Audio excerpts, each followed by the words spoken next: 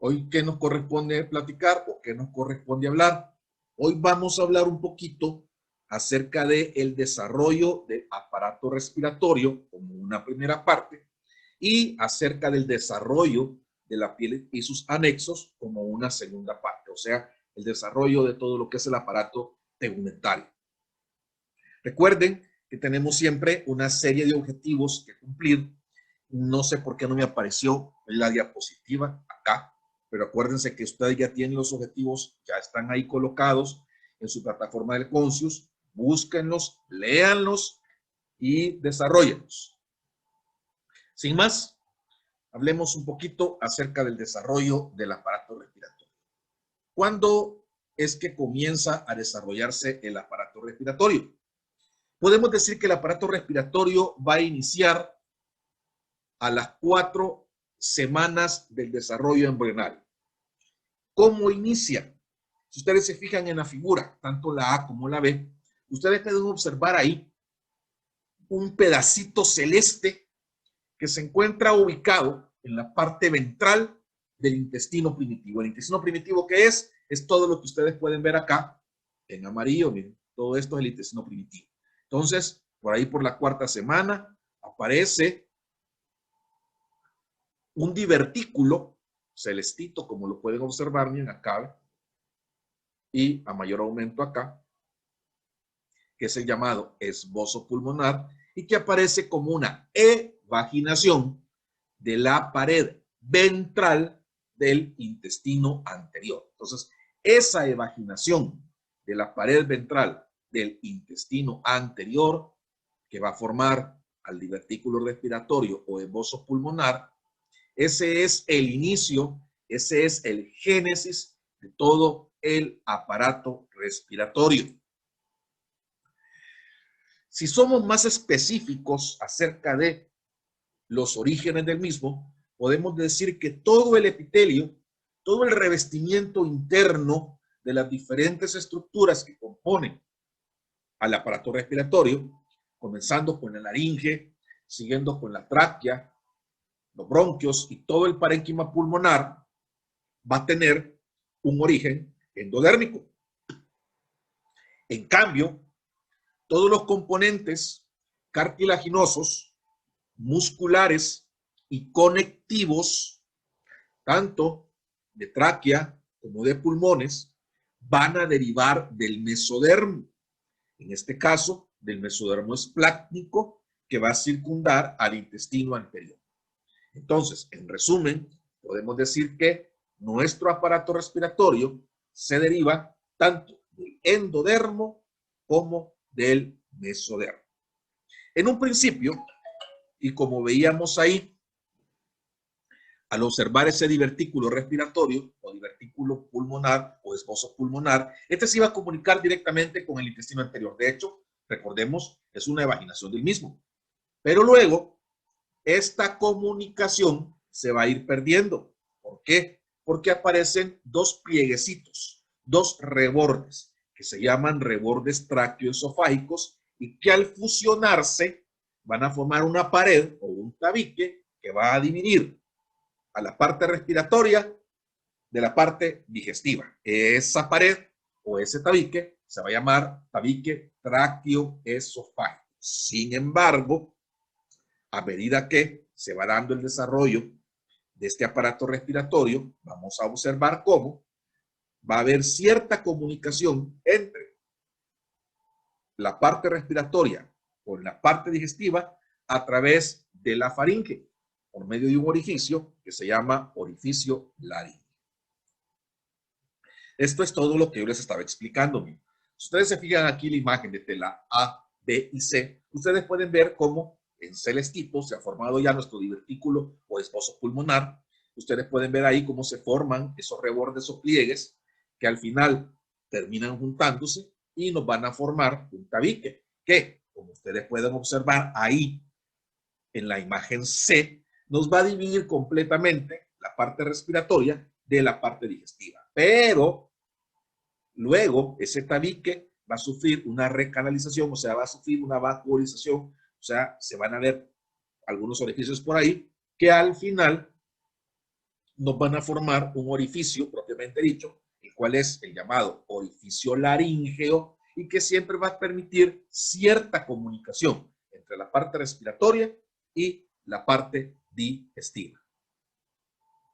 Recordemos que el revestimiento interno, tanto de la laringe como de la tráquea y los pulmones, es endodérmico, pero sus cartílagos, el músculo, derivan del mesodermo.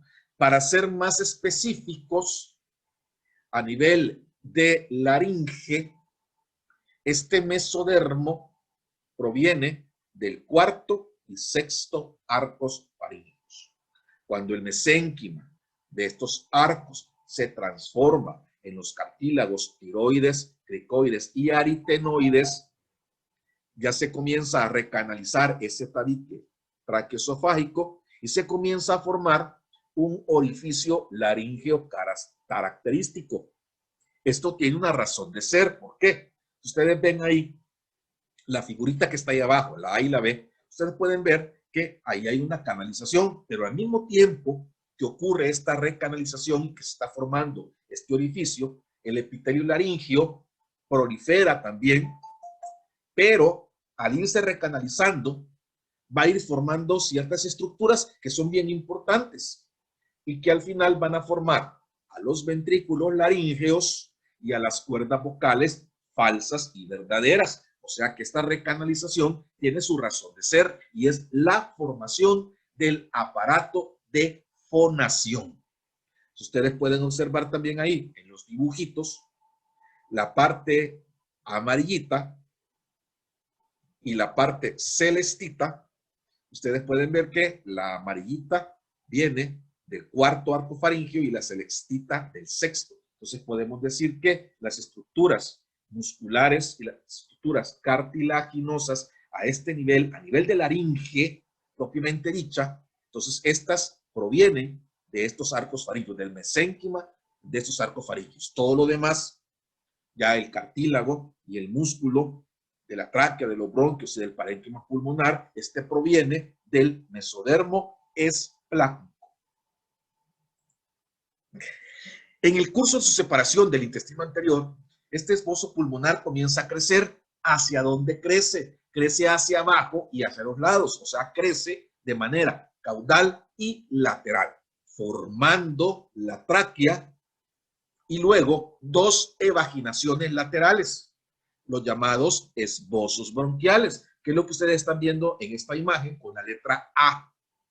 En la quinta semana, y remitámonos ahora a la imagen que vemos en B, en la quinta semana estos esbozos se van agrandando y forman ya a los bronquios principales, tanto al derecho como al izquierdo, pero luego estos a su vez se subdividen. El derecho se va a dividir en 3 bronquios secundarios y el izquierdo en 2. Esto, acuérdense ustedes de la anatomía macroscópica, esto anuncia la presencia de 3 lóbulos en el lado derecho, o sea, 3 lóbulos en el pulmón derecho y 2 lóbulos en el pulmón izquierdo.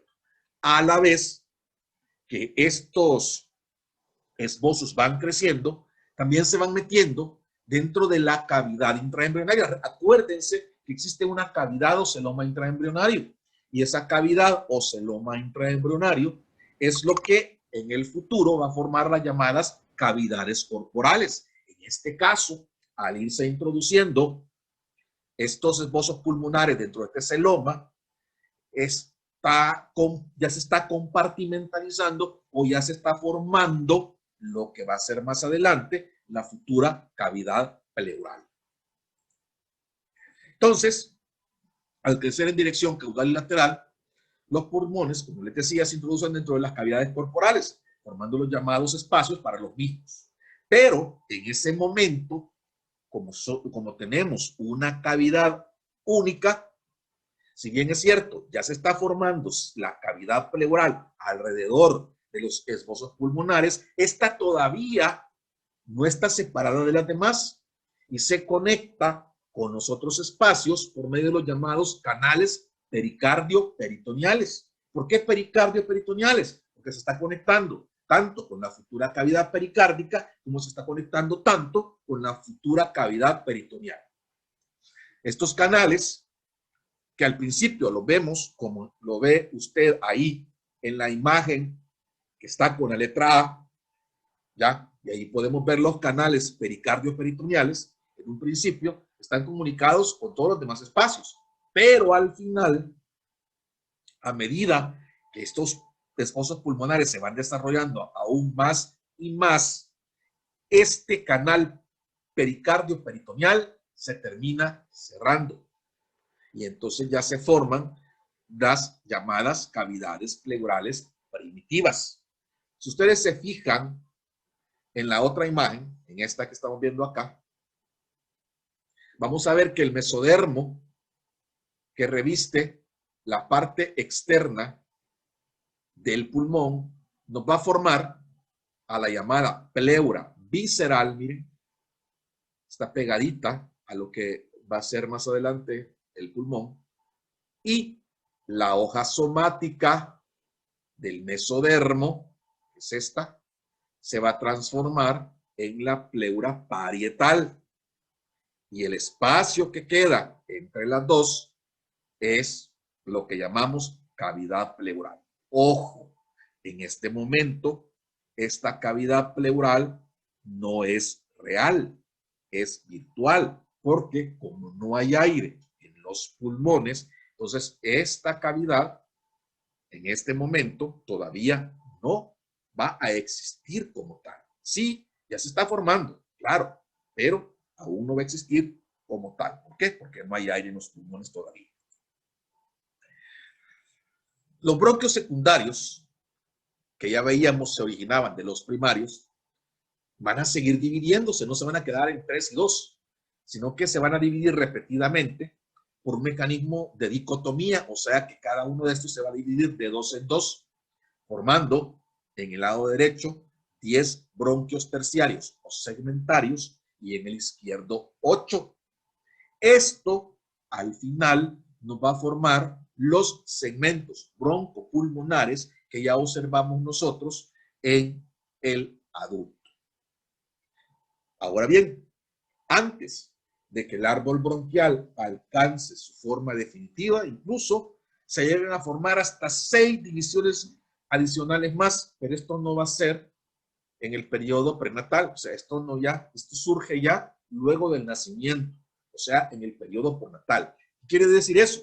Que cuando ustedes nacen, todavía nacen con un aparato respiratorio inmaduro, que sigue madurando y se termina de desarrollar incluso hasta el final de la infancia, más o menos a los 11, 12 años, ya ese aparato respiratorio o ya ese sistema respiratorio ya se ha desarrollado por completo.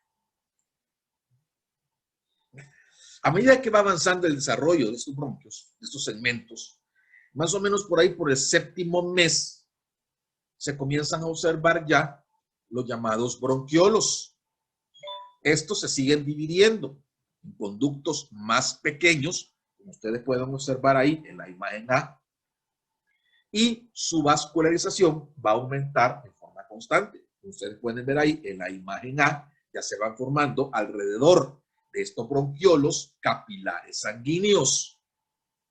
Luego, algunas de las células de estos bronquiolos, que como ustedes pueden ver en la imagen A, son cúbicas, se comienzan a transformar en células delgadas y planas. ¿Por qué? Porque como esos bronquiolos siguen aumentando de tamaño, esas células que en un principio eran cúbicas se comienzan como a alargar un poquito más, ya se transforman en células planas, y los capilares sanguíneos que estaban alejados de ella, pues al ir creciendo este bronquiolo, ya están más cerquita de las mismas, como ustedes pueden ver ya a nivel de la figura B. Ahí ustedes pueden ver que las células o los capilares sanguíneos ya están cabal pegaditas a esas células bronquiolares. Entonces, cuando ya estas células de los bronquiolos están en estrecha relación con los capilares, tanto los sanguíneos como los linfáticos, estos espacios ya cambian de nombre y se denominan ya sacos terminales o alvéolos primitivos. Eso es cuando ya estas células son planas y ya se encuentran en íntima relación con nuestras células, ya con nuestros capilares sanguíneos. Es en este momento en donde ya puede ser posible la respiración. Y ojo con esto, puede ser posible. ¿Por qué? Porque todavía falta algo. Si bien es cierto, como ven también allá en la imagen, en el séptimo mes ya hay suficientes capilares pegados ya a estos sacos alveolares neoformados y ya se puede dar lugar un intercambio normal de gases, ya se puede permitir la respiración. De hecho, ya sería posible la supervivencia del recién nacido. Todavía no hay capilares, perdón, todavía no hay alvéolos maduros, sino que falta todavía algo más. Y este algo más viene de otro tipo importante de células que aparecen al sexto mes. Imagínense, estas aparecen antes de que se dé esto. Todo esto que estamos viendo ya se está dando a nivel del séptimo mes, pero antes, en el sexto mes, aparecen unas células especiales que son las llamadas células alveolares tipo 2 y que van a ser las encargadas de la producción de una sustancia importantísima para el mantenimiento de la supervivencia del recién nacido, como es el factor surfactante o agente tensioactivo. ¿Qué hace este factor surfactante? ¿Por qué es tan importante? Porque este tiene la propiedad de disminuir la tensión superficial en la llamada interfase aire-sangre alveolar. ¿Qué quiere decir esto? Que cuando ustedes respiran es como que le metan aire a una vejiga, se expande. Pero ¿qué sucede cuando ustedes le dejan de meter aire, sueltan esa vejiga? Se vuelve a cerrar. ¿Por qué? Porque sale el aire. Eso es lo que sucede en estos sacos alveolares cuando se da la inspiración y la expiración. Entonces, la importancia de este factor surfactante o tensioactivo es que cuando se da la expiración, estos sacos alveolares embrionarios no colapsen en el momento del nacimiento, cuando ya penetra el aire en los pulmones. Si no existiera el factor surfactante, es cierto, el recién nacido pudiera dar una primera inspiración, pero al sacar el aire, los alvéolos colapsarían y no permitirían que ésta siguiera respirando. Por eso es bien importante ya este tipo de células y por eso es bien importante la formación de esta sustancia. Antes del nacimiento, ¿qué tienen los pulmones? Bueno, recuerden que el embrión no respira, sino que lo que sucede es que en esos momentos los pulmones están llenos de líquido, están ocupados por líquido y por sustancias surfactantes. Esto no quiere decir que el feto en ese momento no tenga movimientos respiratorios. De hecho, sí los tiene. Los movimientos respiratorios del feto inician antes del nacimiento, pero estos no está introduciendo aire en los pulmones fetales, sino que lo que introduce es líquido amniótico. Pero ¿por qué es importante que surjan estos movimientos? Porque es importante que este feto respire dentro de líquido amniótico o dentro de sus membranas. Es importante porque estimulan el desarrollo de los pulmones y nos está produciendo ya el condicionamiento de los músculos de la respiración. Cuando se inicia la respiración, en el momento del nacimiento, a diferencia de lo que ustedes crean, la mayor parte de este líquido que ocupaban los pulmones es reabsorbido rápidamente por los mismos capilares sanguíneos y también por los linfáticos. O sea, no es que el niño al nacer vaya a vomitar todo ese líquido amniótico, no, se reabsorbe. Es solamente una pequeña cantidad la que es expulsada durante el parto, de hecho, es solamente una pequeña cantidad la que ustedes pueden aspirar en el momento en que este bebé está naciendo.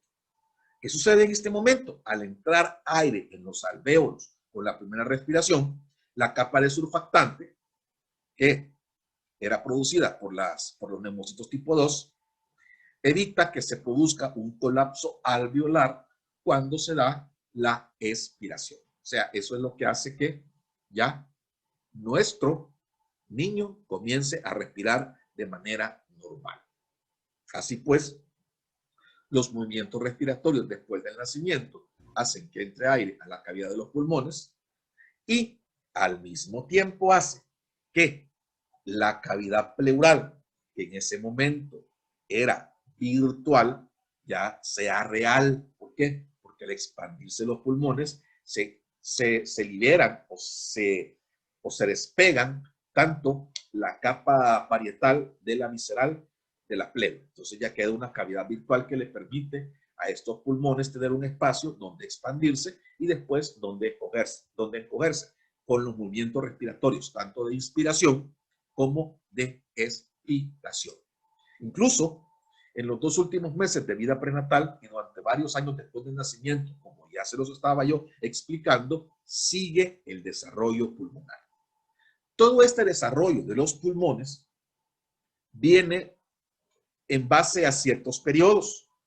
Y cada uno de estos periodos, como ustedes ven en el cuadrito que tienen en la presentación y que es el mismo cuadrito que tienen en su libro de texto, estos periodos tienen el nombre de acuerdo a qué se va desarrollando, qué se va originando o qué se va formando. Cada uno de estos periodos también tiene su tiempo. Así tenemos un periodo pseudoglandular que va de la 5ª a la 16ª semana, un periodo canalicular que va de la 16ª a la 26ª semana, un periodo de saco terminal que va de la 26ª semana hasta el nacimiento y un periodo alveolar que va desde los 8 meses hasta la infancia. Por favor, es importante que usted se aprenda, claro, el nombre de cada uno de los periodos, pero también es importante que usted sepa de qué tiempo lleva cada periodo y las características de los mismos. Y de esa manera usted va a ir comprendiendo todo esto que hemos estado explicando. Como ustedes pueden ver, hemos explicado de una manera breve, de una manera resumida, todo el desarrollo del aparato respiratorio. Sí es cierto, hay ciertas cosas que tenemos que entrar un poquito más en detalle. No nos deja pues el tiempo de la clase, ya, pero es algo que ustedes deben de ir a leer a su libro de texto. Vamos entonces a entrar en la segunda parte de la clase. Vamos a explicar cómo se da el desarrollo del aparato tegumentario, o sea, cómo se desarrolla o de dónde viene la piel y los anexos de la misma. Si hablamos de la piel, podemos decir que la piel tiene un origen doble. Ahí ustedes pueden ver en la imagen que tienen a su derecha que lo celestito representa al ectodermo y lo rosadito representa al mesénquima. Entonces, al decir que la piel tiene un origen doble, podemos decir que la epidermis, la capa superficial de la piel, proviene del ectodermo superficial y que la dermis, que es la capa profunda de la piel, se desarrolla a partir del mesénquima subyacente. ¿Cuándo es que comienza a formarse la piel en nuestro embrión? Por ahí, por el 2º mes, el ectodermo se va dividiendo y sobre su superficie se va a empezar a depositar una capita de células aplanadas llamada periderma o epitrículo, que es lo que ustedes están viendo ahí en la figura B. Luego, en la parte basal, se va a empezar a formar una tercera capa, la capa intermedia o la zona intermedia. Y al final del 4º mes se forma una 4ª capa que le da ya su forma definitiva a la epidermis. Ustedes pueden ver ahí en la figura C, ahí se ve hasta la capa intermedia, pero debajo de esta misma se va formando todavía una 4ª capa. De esa manera se va a ir estratificando la epidermis del recién nacido. ¿Qué quiere decir esto? Que la piel comienza su formación como tal en el 2º mes. De estas capas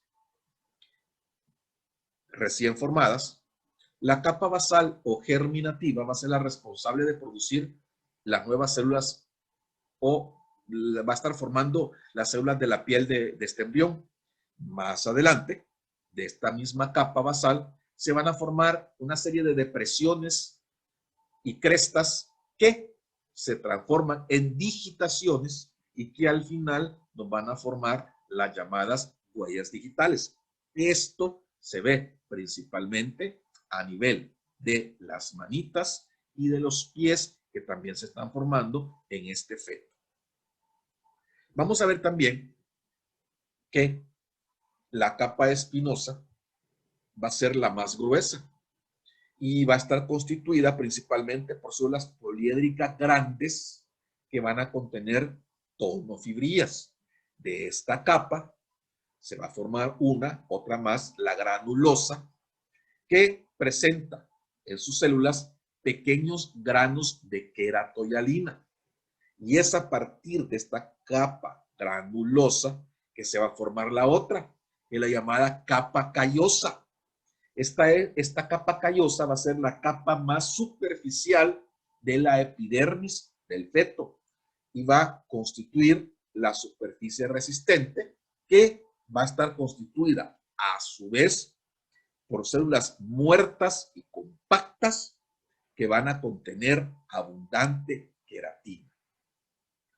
A medida que este feto se va desarrollando aún más, las células peridérmicas se van a ir desprendiendo, más o menos a nivel de la segunda mitad de la vida intrauterina, y de hecho flotan libremente en el líquido amniótico. Ahí tenemos en esta imagen las capas de las cuales yo les estaba hablando un poquito. Miren, ahí tenemos a la capa germinativa, la capa espinosa, la capa granulosa, y por ahí viene la capa córnea. Durante los primeros 3 meses, la epidermis es invadida por otras células. Fíjense, células que se originan de la cresta neural. Imagínense todo lo que hace o dónde se van las células de la cresta neural.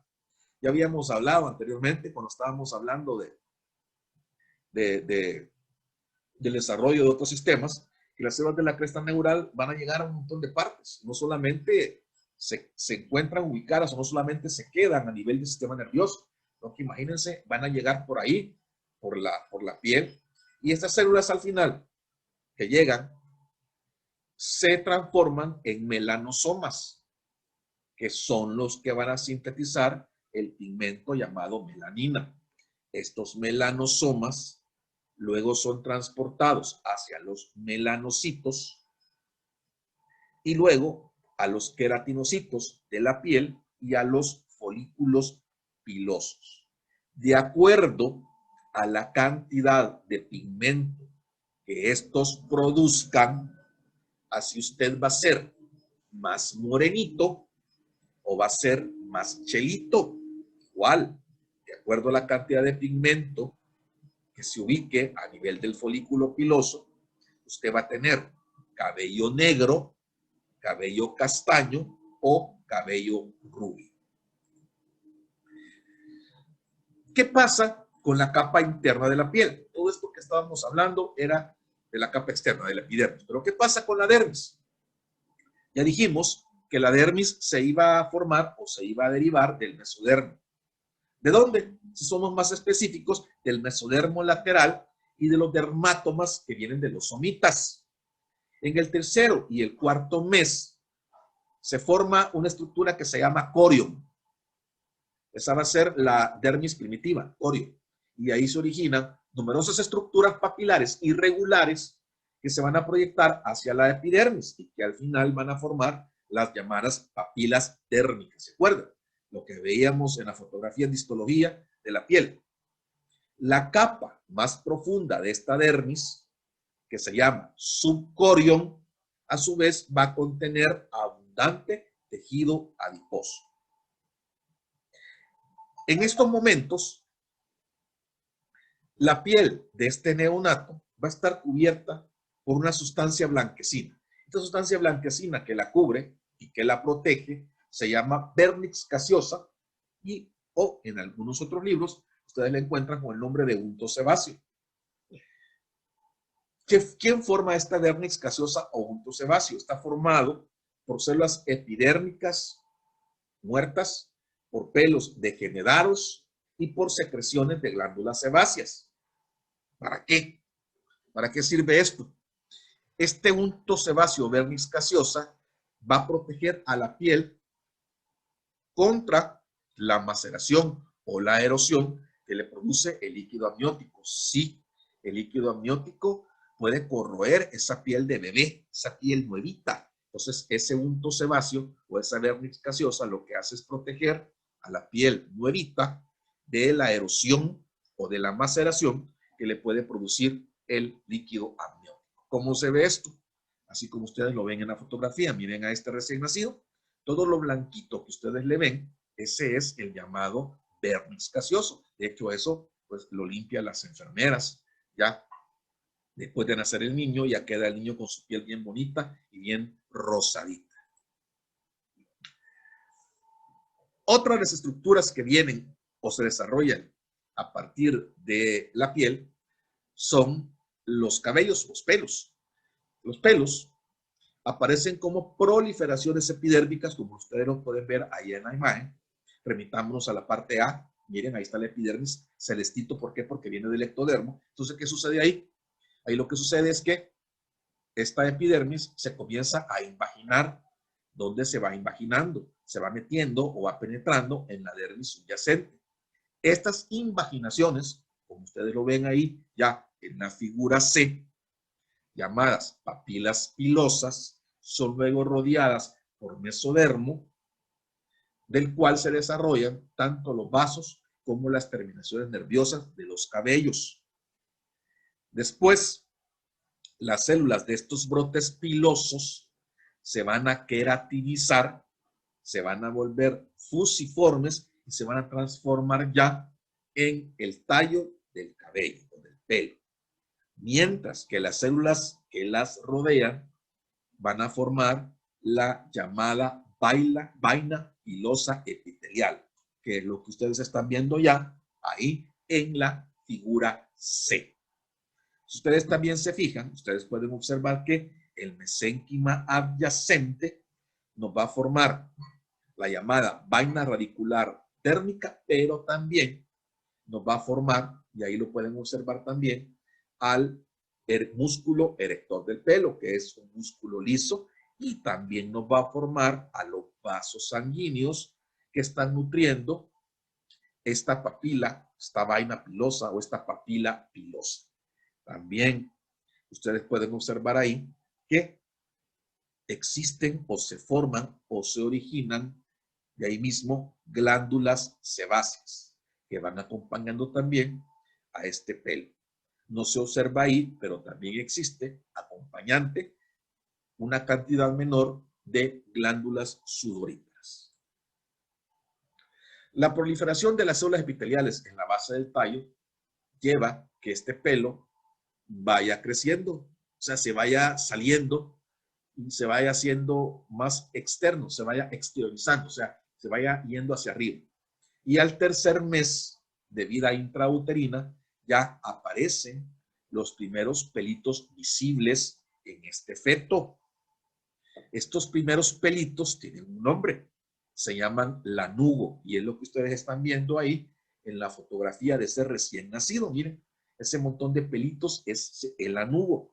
Ese no es un pelo permanente, sino que es un pelo temporal que se desprende tanto en el momento del nacimiento como días o semanas después de que este niño ha nacido. Desprendiéndose de ese cabello, luego esté reemplazado por pelitos más gruesos y que son ya los pelitos permanentes. La pared epitelial del folículo piloso también, como les decía, presenta un brote circundante de mesodermo que va a formar otro tipo de glándulas, como son las glándulas sebáceas. Otra cosa interesante y que viene del ectodermo epidérmico, o sea, del ectodermo que forma la epidermis, son las glándulas mamarias.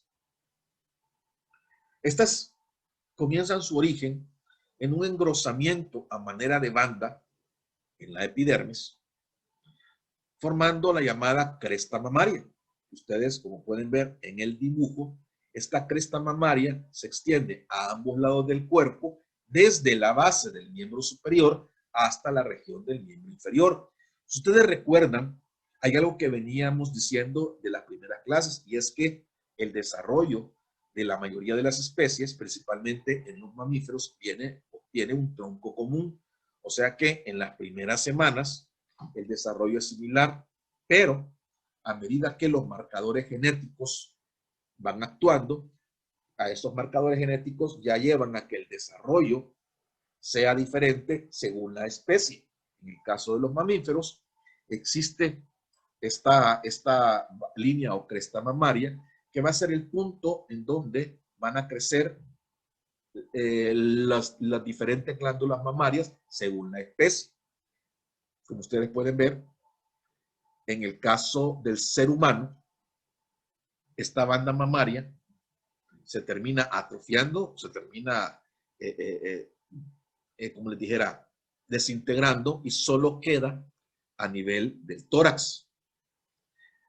La mayor parte entonces de esta cresta mamaria en el ser humano desaparece y solo queda un pequeño segmento en la región torácica que se introduce en el mesénquima subyacente. Es lo que ustedes están viendo ahí, ¿verdad? En las imágenes que ven, la C, la D, la E y la F, ¿ya? Y en este sitio se forman al final de 16 a 24 brotes epiteliales que después de la vida intrauterina, o sea, ya cuando este bebé nace, se canalizan y forman los llamados ductocalactóforos. Estos, en un principio, van a desembocar en una pequeña depresión o fosita epitelial. Ustedes pueden ver ahí en la imagen E. Y luego, esta fosita epitelial, después del nacimiento, se convierte en el pezón. Y así, de esta manera, se desarrolla las glándulas mamarias en el ser humano. No tocamos el desarrollo de las uñas. Eso, por favor, estudienlo ustedes, porque